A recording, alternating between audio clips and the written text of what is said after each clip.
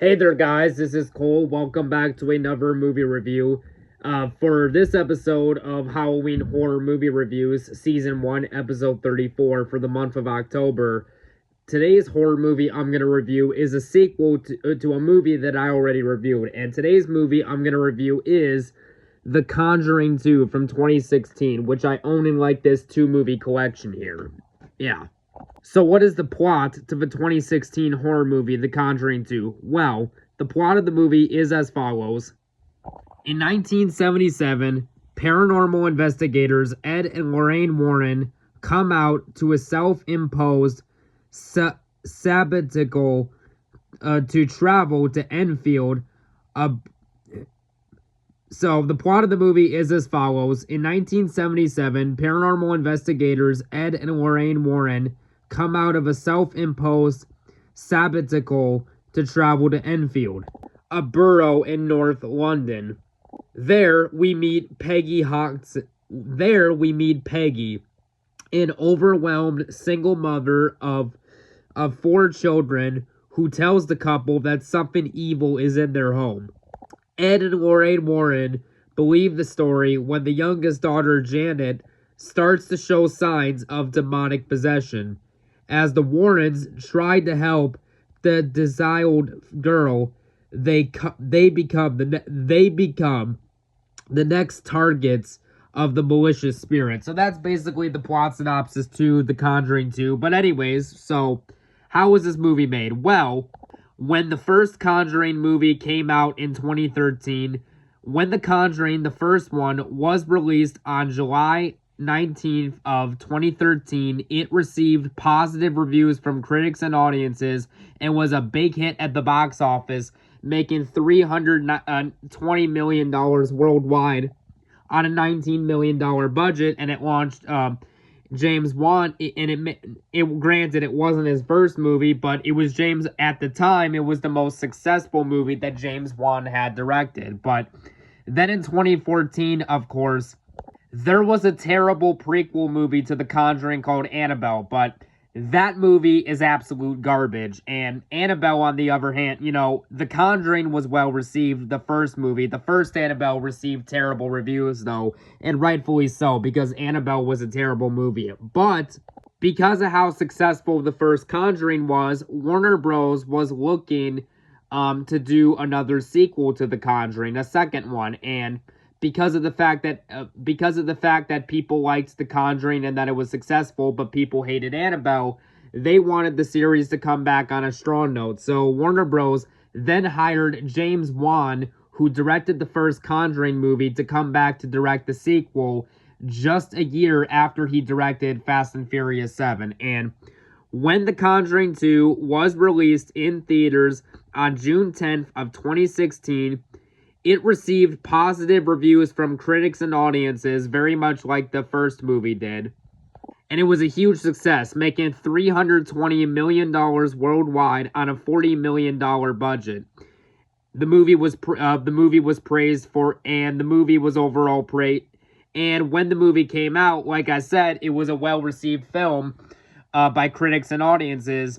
Critics praised the movie for its storytelling and character development. Now, as for my reaction to the movie, The Conjuring 2 is a great sequel, like many critics and audiences say it is, and I think after this most recent rewatch, I do prefer this to the first movie. Now, that's not to say the first movie's bad, because, well, the first Conjuring from 2013 is a good movie, like critics and audiences say it is, but I just so happen to prefer this more. But this franchise has honestly gone on for too long. Now, when it comes to the Conjuring universe movies, I really like the first movie. I really like the first Conjuring movie. Annabelle from 2014, that movie is absolute garbage. This movie is really good, and this movie is the best of the Conjuring universe movies. Annabelle Creation is solid, and then the rest of the movies sucked, but I'm just covering the main Conjuring movies with the Warrens as the main characters. But without further ado, let's get into my review. So the movie starts off in Amityville, New York, 1976, when where Lorraine Warren, Vera Farmiga, narrates. After everything we have seen, there isn't much that rattles us anymore, but this one still haunts me. And after everything we've seen, there isn't much that rattles us anymore, but this one still haunts me. 2 months prior to our involvement, the Lutz family had fled their home in the middle of the night, claiming the house was haunted. The church had reached out to us for help. They wanted to see if we could confirm the activity that had been reported by the Lutzes. We then cut to Ed and Lorraine Warren sitting at a table with the Lutz family and inside of the house. And not the Lutz family, but a different family in the house. And but then Ed Warren, played by Patrick Wilson, said, "Let's get started." And then Lorraine Warren says to a person at the table, "I want you to sit quietly and close your eyes. Envision yourself in a halo of glowing white light. It will protect you." Lorraine Warren, but then after that, Lorraine Warren then narrates a year before the Lutz moved in, a young man named Ronnie Defoe. Well, no, I meant to say this is the Lutz family in the house, but this house was the previous owner of the DeFeo family. But anyways, Lorraine Warren narrates, a year before the Lutzes moved in, a young family named Ronnie Defoe had brutally murdered his entire family in the house. We had hoped to discover if the killings had been motivated purely by anger, or if, as Donnie DeFeo testified in court, he had been under the influence of something demonic. Then, not long after that, the room is in complete silence, and Lorraine Warren has a terrible psychic vision of, and then Lorraine Warren has a terrible psychic vision of her upstairs, seeing of the DeFeo family dead, and she gasped with her eyes closed at the table, and and this obviously concerns Ed, so he asks Lorraine, if she's okay and stuff like that. Then eventually, Lorraine says it wants to show me, which I will say, that is a rather effective opening scene. Especially when she has a psychic vision of the ghost children in the basement, as well as the demonic spirit of Valak, or the nun, which, as we all know, after this movie, there was a spin-off movie about that character called The Nun, but that movie was absolute garbage. But I'll cover the spin-offs someday when I get to them, but let's get back to the review. But I will say, in this movie here, Valak is a good, scary, demonic force. But anyways, let's get back to the review. Lorraine Warren then says to Ed, "This is as close to hell as I ever want to get." And then the screen then cuts to black that says these exact words: "Ed and Lorraine Warren's investigation into the Amityville haunting sparked the media firestorm and catapulted them into the public eye. Meanwhile, a haunting that many would compare to Amityville was unfolding thousands of miles away in Enfield, England. It would draw the Warrens into one of their most diabolical cases yet, based on the true story." We are then introduced to Janet Hodson, the main kid, played by Madison Wolfe, who is an 11-year-old girl. And in this scene, she's talking to one of her friends at school outside of the building, and Janet's friend Kamala says, "Keith and I are going to sneak out tonight with his friend Michael, who wants to meet you, by the way." And then Janet says, "No way. If my mom found out, I'd be dead." And then, Janet's friend is like, "Well, don't get caught." And then so Janet, a little girl who is a friend, is a smoker, which no little kid should. But then again, this movie does take place in the 70s, so as much as I hate that idea, it was probably a common thing back then. But anyways, that's besides the point. Let's get back to the review. So Camila basically asks her friend Janet to hold on to a cigarette for her, and a teacher comes outside and sees Janet holding a cigarette, and of course, Janet is the one who gets blamed for it. And she says to Janet, "What are you doing out here? What is that? Give me that. And go inside, both of you." And so, yeah, obviously she gets blamed for it. And one thing I will say that does work really well with this movie is the 1970s setting. The director, James Wan, did a great job capturing the 1970s aesthetic of London very well. Then at the end of the school day, Janet, her older sister, and her two brothers, Janet goes, they go home, and of course, Janet's mother, Peggy, is on the phone, and her mother scolds Janet, and of course, Janet is the one who gets blamed for smoking. Then upstairs, Janet and her older sister, Margaret, are playing with a handmade spirit board.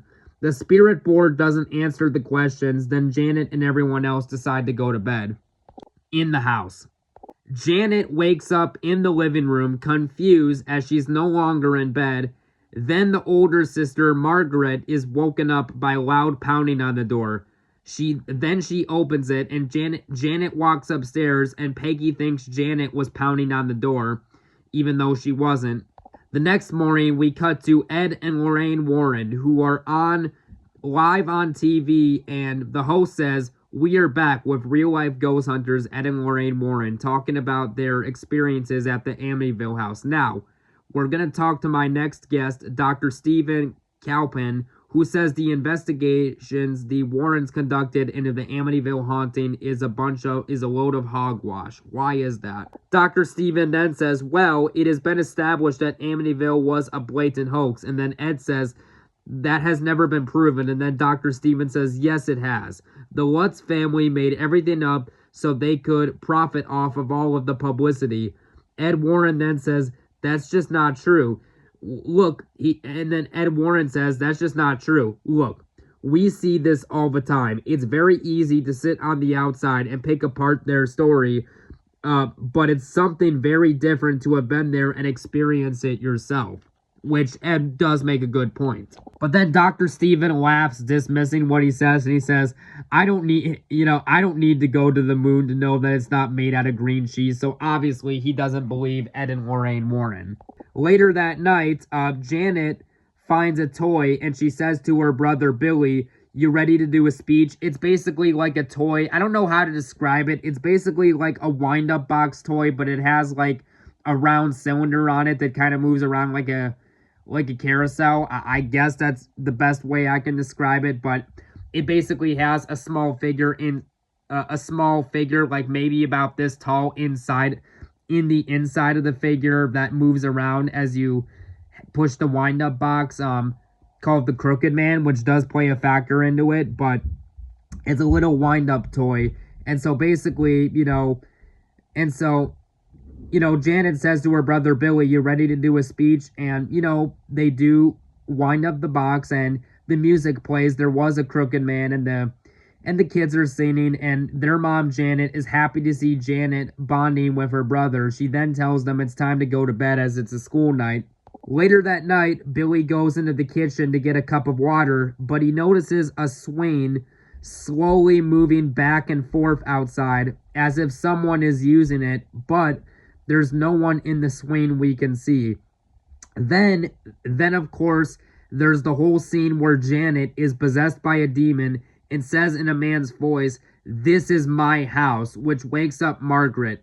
But then Janet says in her voice, "No, it is not. Go away. Who are you? What are you doing here?" Then the demon who possessed Janet says with Janet's body, "Playing a game with Billy." And then Janet then yells, "Leave Billy alone." And then Margaret goes over to comfort Janet, but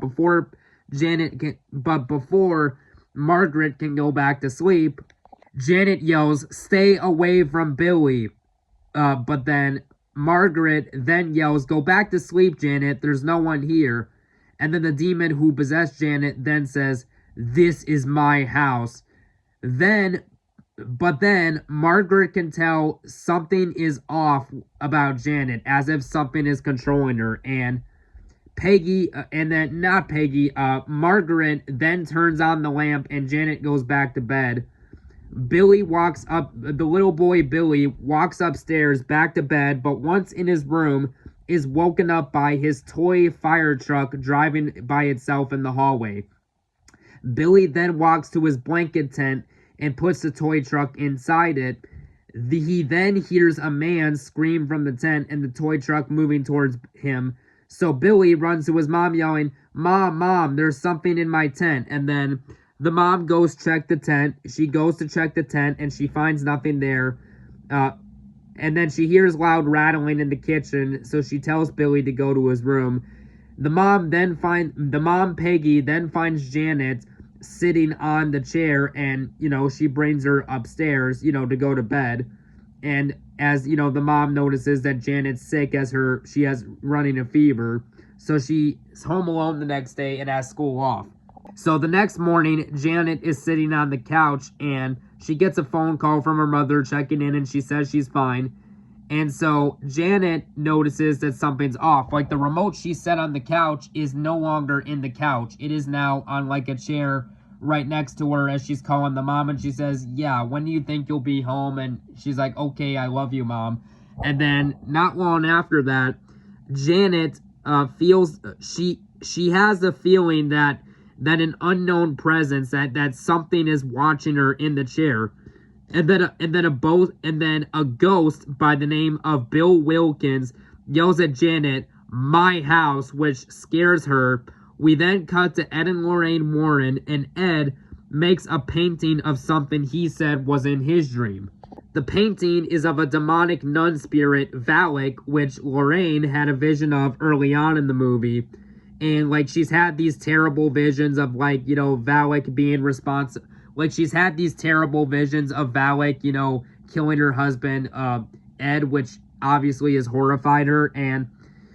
And so, yeah, but like, the nun is definitely an effective villain in this movie. Later that night, Janet goes downstairs slowly with a flashlight and sees the living room chair rocking back and forth by itself. Then she runs up to her room and gets under the covers and hears footsteps. Then the unseen ghost tears the sheets away from Janet. Then Janet and Margaret are in bed, and the bed starts shaking by themselves, which freaks both of them out. So they run to their mom to tell her. The mom then sees a spirit board, and she says, "Have you been scaring each other with this?" And then so the mom decides to rip up the spirit board, and she's like, "Not another word. Go back to bed, everyone." And then there's the whole scene where the door slams shut, which even the door slams shut, and the drawer moves in front of it, and the dresser moves in front of it, which even freaks out the mom. So the whole family runs next door and tells the neighbors. The next morning, Lorraine Warren is home with her daughter Judy Warren. Judy leaves the room, which concerns Lorraine.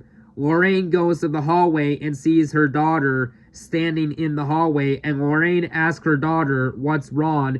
Judy then says, "Who's that?" in a nervous tone, and we as the audience see Valak, the nun, aka Valak, standing in the hallway, and then Valak then walks out of sight, and Lorraine tells Judy to go back to the living room. The whole part where we see Valak, the whole scene where we see Valak in the form of a painting, when Lorraine is in her office, but then the door slams shut, and we see the shadow of this demonic entity move behind a picture. Then we see its hands grab the picture, and we don't see the full body, but like the hands holding the picture chase Lorraine. That's a rather intense scene. Then we find out it's a dream, and in her dream, and I do really like this whole bit, because basically Lorraine Warren, she's basically dreaming, but like she's basically scribbling with her hand in like a Bible, writing something, which I thought that scene right there was I thought that scene was a nice little wink. I thought that was a nice little wink and nod to the original Evil Dead movie, because if you remember in the original Evil Dead movie from the 1980s, Linda, which is Ash's girlfriend, did that, so I thought that was a nice little callback to that movie. Then of course there is the whole scene where Janet is being interviewed by news TV hosts in her home. Then Janet gives off a demonic laugh as she's possessed by a demon, and Janet, in the man's voice, says, "My name is Bill Wilkins. I'm 72 years old. I have come back from the grave." And then so someone asks him, why have you come back? And Bill Wilkins says, "I went blind and I had a hemorrhage. I fell asleep and I died in the chair in the corner." And then Janet's mom silently gasps and cries as she sees this. And the TV interviewer asks the possessed girl, Janet, aka Billy, who's possessed her, "Why have you come here?" Janet then says in Billy's voice, "I like to hear them scream," and then gives off a creepy demonic laugh. Then Janet runs upstairs, no longer possessed who doesn't appear possessed at the moment at the 57. And then we get to one of my favorite parts of the movie. At the 57-minute mark of the movie, Billy comes across the Crooked Man, a demonic entity who, like I said, remember the toy Ferris wheel I mentioned with the song "The Crooked Man"? Well, it's the demonic entity from that toy. But like I said, at the 57-minute mark of the movie, we see the Crooked Man in full form, who is a demonic entity that's very tall with a hat and an umbrella cane. And then Billy runs away from the Crooked Man, and the Crooked Man chants, "There was a crooked man. He walks, the Crooked Man." Billy then yells, "Mom, Mom, the Crooked Man." And then the whole family, who was asleep in the living room, wakes up, and the whole entire family hears loud stomping, and they see the shadow of the Crooked Man, and they hear the Crooked Man's voice. But when it walks to the room, they see that it's Janet who is in the room, and they can tell that she's possessed by the demon. And then she says, "Crooked Man murdered his crooked family." Then the lights all shatter. Ed and Lorraine Warren are at home the next morning, and Father Gordon shows them a tape recording, and he tells Ed and Lorraine Warren that this demonic voice is of an 11-year-old girl. And Father Gordon says, "You're not there to do anything. You are just there to observe. If it's a hoax, leave. But if it is not a hoax, then there is a family in London that desperately needs our help." And then Lorraine basically asks Ed to promise him that we'll only observe, and if it gets dangerous, they'll tell the church, then get out. And then Ed Warren then promises Lorraine, if it gets dangerous, they'll tell the church and get out. Like, Ed promises her that. And then, of course, there's the whole scene where where Ed and Lorraine Warren are at the house trying to help the family. And then I really like this scene where Lorraine Warren, played by Vera Farmiga, she basically says to Janet, "When I was your age, I saw an angel. I was standing next to a little boy's bed. It was just gently touching his cheek, and then it stopped, and it looked right at me. Of course, my mom and the nurses did not believe me, but I knew it was real." I really like the whole scene where Lorraine Warren tells Janet, "Sometimes you have to find someone you can trust and open up to." And then Janet says, "Everyone is afraid of me. I have no friends. Everyone is afraid of me. I have no friends." And I gotta say, the whole speech by Janet, where she says, "Everyone is afraid of me and I have no friends I can go to." I thought that speech by Janet was powerful and emotional due to the great performance of this child actress. I thought that this child actress was really good in the movie. The whole part when Janet says to Lorraine Warren, "The spirit says things only I can hear." And then so Lorraine Warren asks, "Oh yeah, and what do the voices say?" And Janet basically says to her, and Lorraine asks, "What type of things does it say?" And then Janet says, "It just spoke to me right now." And Lorraine Warren says, what did it say?" And then Janet says, "It says it wants to hurt you." And then Lorraine says, "When?" And then Janet said, "Right now," which obviously disturbs Lorraine Warren. And then, of course, there's the whole part where Ed and everyone else is turned away, and Ed Warren hears the demonic spirit inside Janet's body laughing maniacally as Janet sits in the chair in a rather creepy scene. Ed Warren basically says to the demonic entity, he says, "Why can't you just leave this family alone?" And then the demonic entity, Bill Wilkins, who has possessed the girl, says, "Because this is my house." But then Ed says, "No, it is not." Bill then says, "Yes, it is. I have come here to see my family, but they're not here now." And then Ed Warren says, "That's because you're dead." And then Ed Warren says, "If your family did live here, they're long gone." And then Bill Wilkins, who possessed the girl, says, "Where are they?" And then Ed says, "I don't know. If I did, maybe I could help you." And then Bill says in his demonic voice, "I don't need your help." And then Ed says, "Then why don't you just move on?" And then Billy says, "I don't believe in it." And then Ed says, "Why not?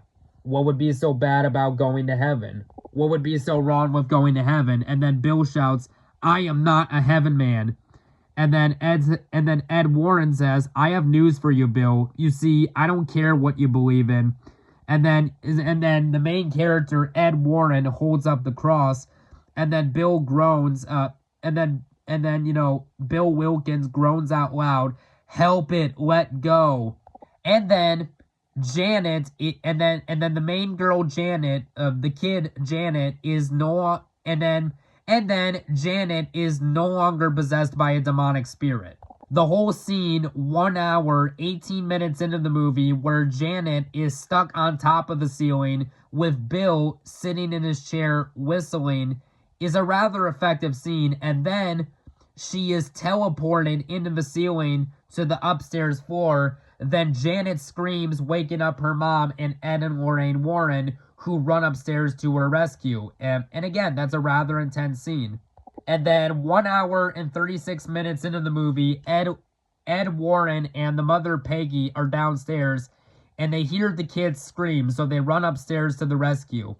When Ed and Peggy open up the front door, a chair slams into the wall next to them. Again, rather intense scene. And the whole scene where Margaret is levitating in the air and is thrown into the wall as Janet is possessed by a demon, but Janet has the power to slam her sister in the wall. That's also a rather intense scene. But then the Warrens decide to leave because they see one bit of footage that looks like Janet faked the whole thing. Like the guy at the church said, if it's a hoax, leave. But then Ed and Lorraine Warren, they decide to come back to the house, and I really like this part. The whole scene where Lorraine Warren is on the other side of the door, and she says to Ed, crying when it's raining outside, she says, "I can't lose you. I am so scared." And then Ed says, "I know, me too, but I have to help her." But then Lorraine Warren says to Ed, "What about my vision?" And then Ed says, "I know.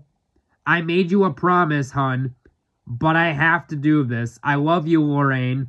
That right there is a very powerful emotional scene because the actors did a great job playing the characters. Then, of course, there's the whole scene where Ed comes across Janet, who is possessed, and they see that basically part of the wall on the house is gone, and Janet is about to impale herself, but Ed has to go to her rescue, and he's able to save her in just the nick of time. That's a rather intense scene. Then, close to the end of the movie, Lorraine Warren is able to defeat the demonic spirit, Valak, aka the nun, and then her and Ed, but not only that, but Ed and Lorraine Warren, they, basically the whole twist is that the Crooked Man and Bill Wilkins, those are not the main threat. Valak is the main threat. So basically, they have to defeat the main villain, Valak, to end the terror. And near the end of the movie, Lorraine Warren is able to defeat the demonic force Valak, aka the nun, and then her and Ed save the whole family. And then the movie ends on a happy note, but then the screen then says these exact words. The haunting of Enfield would go on to become one of the most documented cases in paranormal history. Peggy Hodgson would continue to live out the rest of her days in the Green Street house. In 2003, she passed away quietly sitting in a chair in a living room in the exact same spot Bill Wilkins had died 40 years earlier, and then the movie ends on a happy note where Ed and Lorraine Warren are at home together as a married couple and just happy that the drama's over. So yeah, at the end of the day, The Conjuring 2 is a really good sequel that, in my opinion, is better than the original, although the original is good. Now, okay, do I have any bad qualities with the movie? I will say the practical effects are really good in the movie, but there are some moments, I will be honest though, like there are moments with, I will be honest though, there is some moments with some really bad CGI in this movie, but minus the exception of that, The Conjuring, and there is some pretty bad CGI in this movie. Like, now granted, the first movie did have some CGI that wasn't the best, but the first Conjuring movie, like, at least with that movie, most of the special effects in the first movie were practical. This movie uses a lot more CGI, and I don't think it works the best, the CGI, but other than that, The Conjuring 2 is a great sequel. It's a very good, intense horror movie, and in my opinion, this should have been the last movie in the franchise because it wrapped up Ed and Lorraine's stories. Ed and Lorraine Warren's stories. So yeah, on a scale of 1 to 10, I am going to give The Conjuring 2 a 9 out of 10. So yeah, thank you guys so much for my review, and we'll catch you guys later. Bye-bye now.